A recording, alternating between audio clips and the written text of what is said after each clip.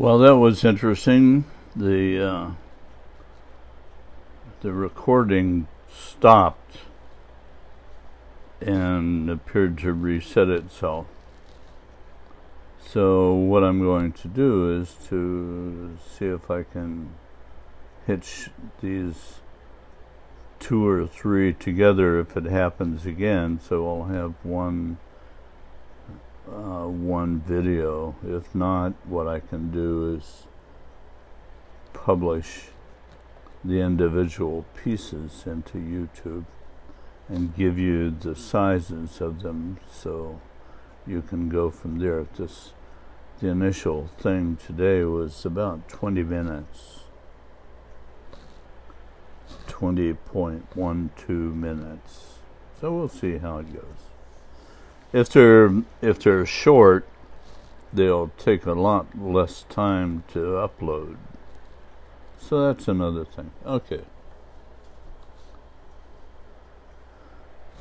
Shelley and Mark were upstairs in the attic, and at the end of her attic space was a door that contained some stuff that sort of confidential. And Shelley says that that's all she knows, and she had never been in that room. I thought there was some tension, as Shelley thought she might be giving out more information than she was authorized to give. So I said she was an excellent housekeeper, and she beamed at me for the compliment. I thought we had put the information about these confidential spaces safely to bed. I thought the subject was fairly covered, though not knowing what the hell was going on. I added that the rest of the house showed her skills as well. I was well advised not to take any active part in the management of this farm. Shelley and I talked constantly as we walked slowly down the attic staircase. I said that this staircase must be some heirloom of sorts. It was remarkable. Shelley showed me the other end of the second floor where my rooms were located. This was a large home. I thought I could do a 10K in here and never leave the house. She told me that the keys to the rooms were already supplied, but she advised me to make a practice to never lock any of the internal doors. She said that everybody else respected each other's privacy, and the fact that the only people in the main house normally were the two of us worked in our favor. I said I could live with that. I had minimal belongings packed in the XB, and with Shelley and Pinky helping, I got moved in 2 trips up the stairs. Getting back into the kitchen, Gracie suggested that I get the girls and have them show me the tunnel. Shelley and Pinky were standing there and immediately looked at me. Tunnel, I said. What is this tunnel? Shelley said, let's went. Shelley sat in the back and Pinky sat in front with me in the XB. They both exclaimed as they got in the car, this is neat. Things like that. Shelley directed me to take a small lane that seemed to go in the direction of the north wall of the valley. Coming out at what seemed to be a ring road, we headed west for a mile or 2. She showed me where to stop as we turned right into a small parking lot. Shelley said this is the Valley School bus stop. She said the bus brings the kids here, and they move into the tunnel and climb into the tram for the short trip through the tunnel over to County 45, where the regular school bus picks the kids up for the trip into Middletown. We got out and walked to the tunnel in a surprisingly advanced tram-looking vehicle parked there.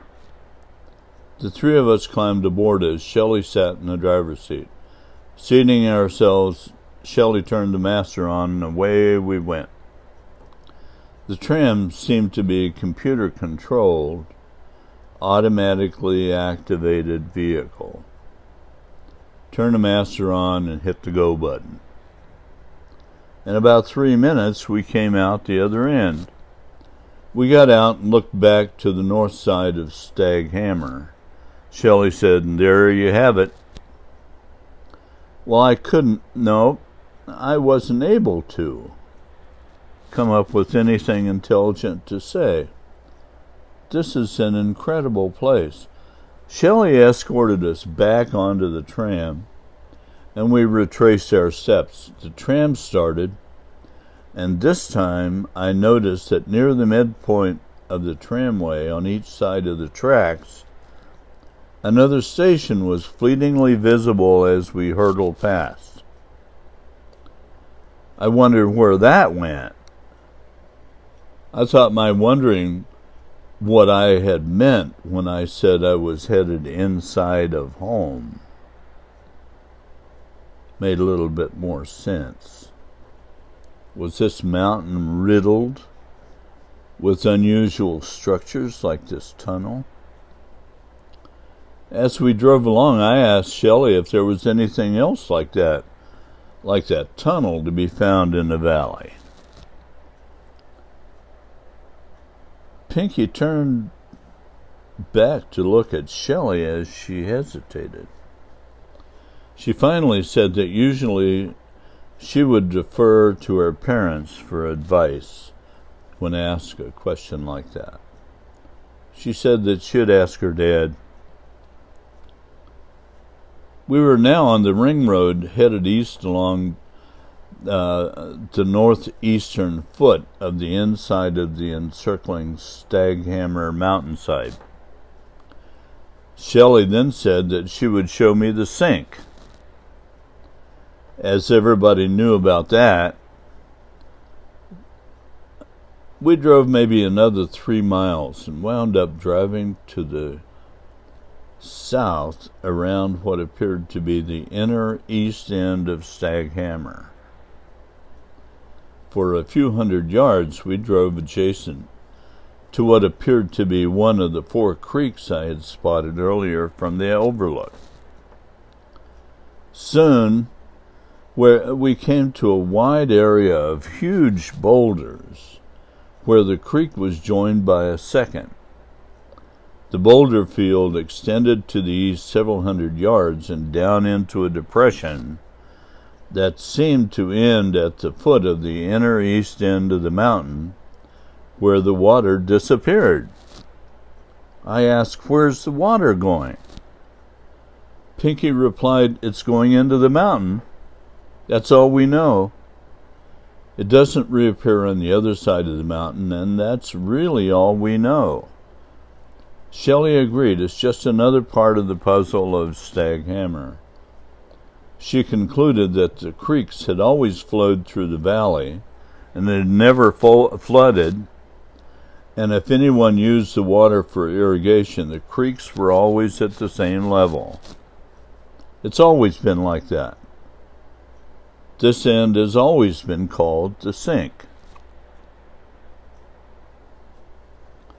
I thought there was nothing strange about that. No, nothing at all. Is this what happens when you take one too many aspirin? I had only one short experiment with a recreational drug. Since that was nearly 30 years ago, it could not be that. Maybe the Xanax, I wondered. That is actually the anxiety drug of choice for millions, and maybe it has contaminated the water supply. But I've only been in the area 2 days. What is happening to me? I'm feeling perfectly lucid. I turned to Shelley as we idled alongside the sink and asked if she was feeling okay. "Pinky, how about you? Is this normal?" Pinky shrugged and said that I asked too many questions. I said that it's a beautiful afternoon, and I feel like a swim. Pinky turned to look at me and suddenly seemed to have suddenly lifted spirits. I said really low and gravelly, or she said really low and gravelly in our throat, "Yeah, let's go." We went. I was lost, but as we drove clockwise around the inner ring road, we came to the farm property line. The south side of the property was fenced, while the north side of the road was edged with a white synthetic board fence with gates here and there for access.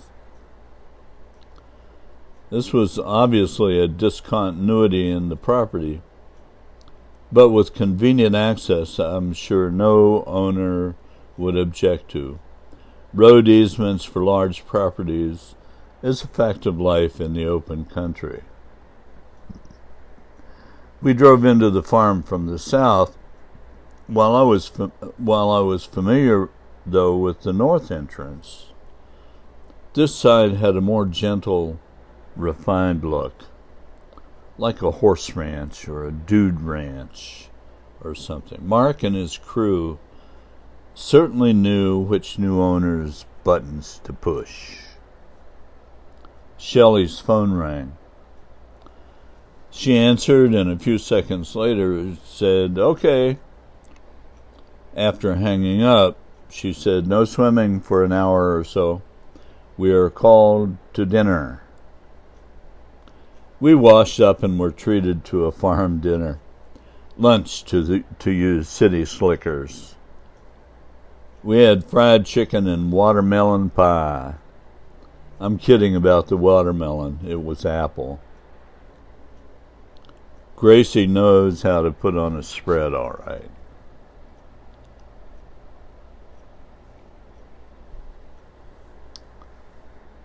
Another one of these hesitation little blurbs. Sir, there's no activity in the complex. There seems to be minimal power draw from the sink. The entrances all seem to be closed and locked. Every door surface seems to be solid, but after dark we can see a message displayed that seems to be embedded in the solid surface. Yes, sir. I can read it to you. It says, "We have decided to withdraw. Our work here on your planet is complete.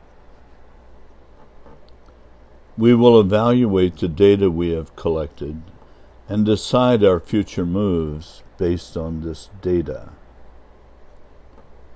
Our complex is locked and secure. It is also monitored. On the door can be found a section which, when opened, will allow the complex to be accessed. We wish you, however, to respect our privacy and the possessions we must leave behind. Please restrict access to this location and kindly refrain from entry. We may or may not return." Yes, sir, that's all. Sergeant, please see to it that the following words be neatly written on the door. Godspeed.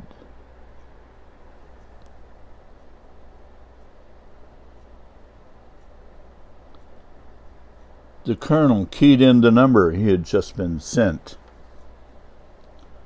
410 speaking. This is Colonel Washington. I'm told you have some news. Please give me the major points. Yes, sir. As you know, we have been monitoring L5. one of our researchers determined that a recently discovered comet, which has brightened lately and has developed a significant tail, was predicted to pass briefly, astronomically speaking, behind the L5 point. We felt it was worth the effort to have the orbiting telescope capture the opposition. We wanted to see if there was anything of note at L5 which would not be able to be captured otherwise. The effort was successful. This was a first for this sort of data and image capture. That is all I'm able to share with you, Colonel. No, I want the results of the capture. Were you able to capture any images of our subject? Colonel, you are not cleared for this information.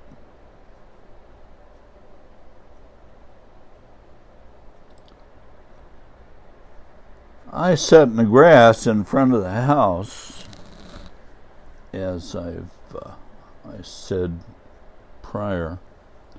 He was sitting in the grass and he was thinking about sushi and his love of bolillos. And his mind was kind of wandering in other directions. He thought that this is really interesting times. I still had very minimal information as to what was going on around the Staghammer Valley.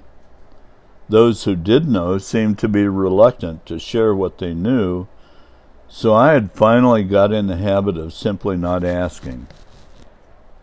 One thing I did know that more than likely the others around me did not was due to the airborne visitor I had from time to time. The people at the farm, I thought, were just not aware of anything out of place, even though they had seen the small single-engine plane land at the private farm strip from time to time. It was rare that any planes landed, and rarer still they saw me meander out to the strip for some quiet time, sunning myself in the summer grass. The small grass airstrip and the small well-tended grass area adjacent was where I found myself at the moment. I heard the faint sound coming closer. I had no idea how he knew I was going to be there, but I found myself aware of his airplane approaching from behind, as had happened before. I turned as the small plane quietly whooshed, nearly power off from left to right as it landed. I stood as the small aircraft turned into short grass, came back up the strip and stopped in my grassy area after turning around in a burst of power. The engine stopped as the pilot pulled the mixture control back to idle cutoff. The older fellow opened the vertically swinging doors and made his way out and onto the ground. I stood patiently as he came up to me and held his hand out. I grabbed it and shook it, and then held on to it with both hands for a few seconds. I said that it was good to see him. We moved to a couple of nearby chairs and sat down. I had a small cooler with water and soft drinks. We sat in companionable silence for a minute or two, and then he began quietly speaking. He told me it was good to see me as well. We had a nice conversation. He spoke of interesting times. He brought out a small box from his cargo pants pockets and handed it to me. He said this was something I would find interesting. He told me that inside I would find directions to an interesting place toward the top of my woodlands. He said that he hoped I would enjoy my time there. His talk was somewhat vague, but I was sure I would figure it out. He finally got up and, after saying goodbye, got back in his plane and prepared to leave. The engine caught, and he began moving out to the nearby end of the strip, and after checking the engine thoroughly, he advanced the throttle and took off. I watched as the small airplane disappeared, climbing to the west. My father would always be welcome here.